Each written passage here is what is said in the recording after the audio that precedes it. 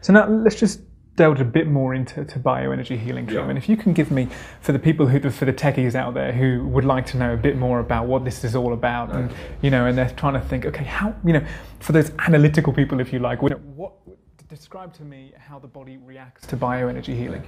Basically, what I want you to do is just to consider for a moment that your body is like an electrical circuitry board.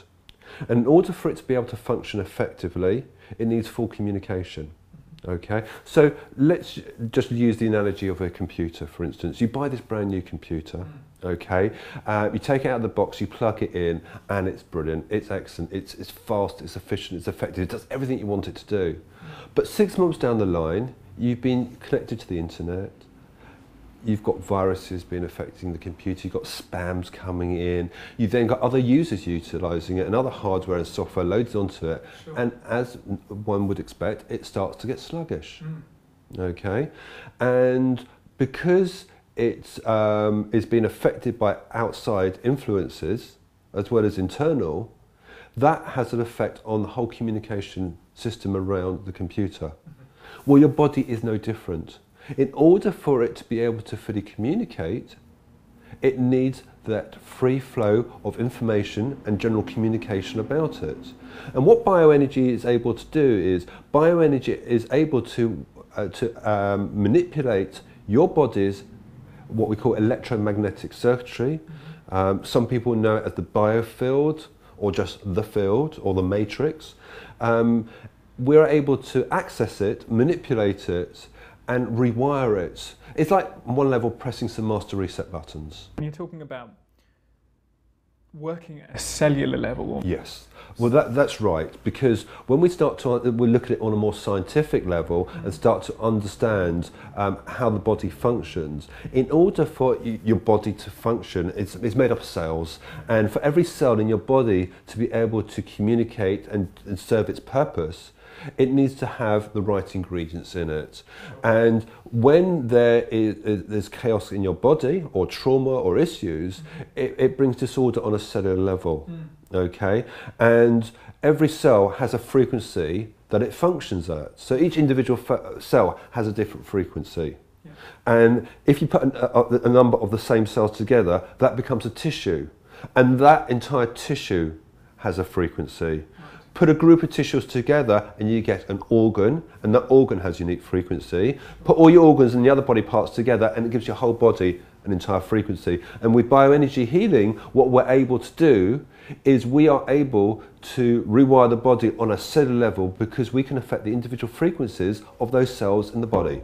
Okay, so it's almost like listening to the radio, for example. Yeah. And you're tuned in to heart radio station, Yeah. but if you're slightly wavered off to the left or to the right of the band, you get interference. You get interference. Exactly, and that's exactly right. Okay. So in order for you to be able to function to your full potential, and when I say full potential, I'm talking about 90 to 100% of your full potential, you need to be on that peak of that radio station rather than on the outer edges where you're getting lots of interference. So when you're functioning at your full potential, your body can deal with its exposure to your life's experiences.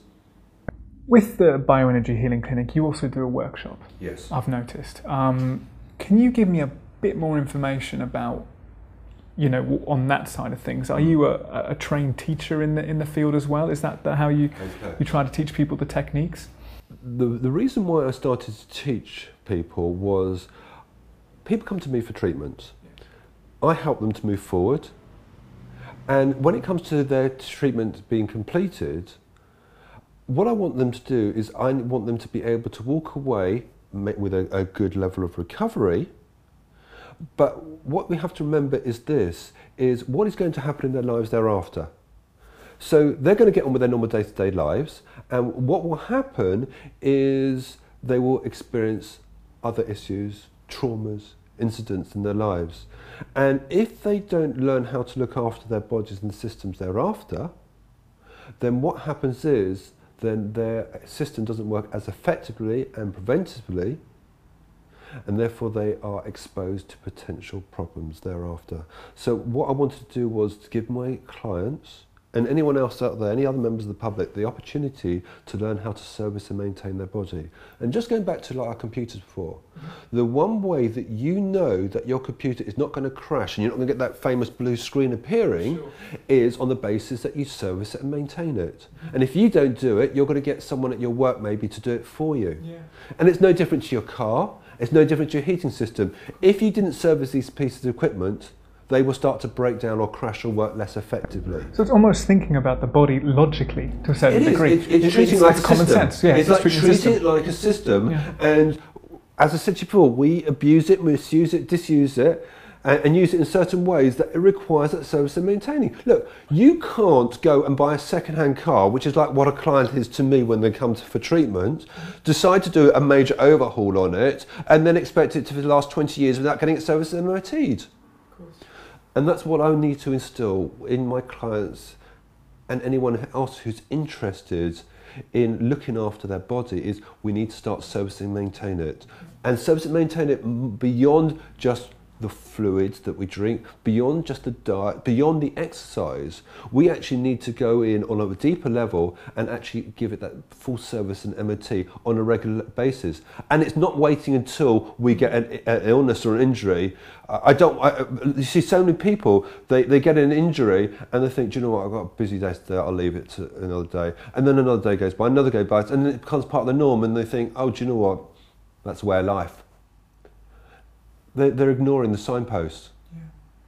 So the object here was to be able to give those clients the ability to come to a fully certified course where they can start to learn to work on themselves and their friends and family in a non-professional way, because what I provide in the first instance is what we call a foundation workshop.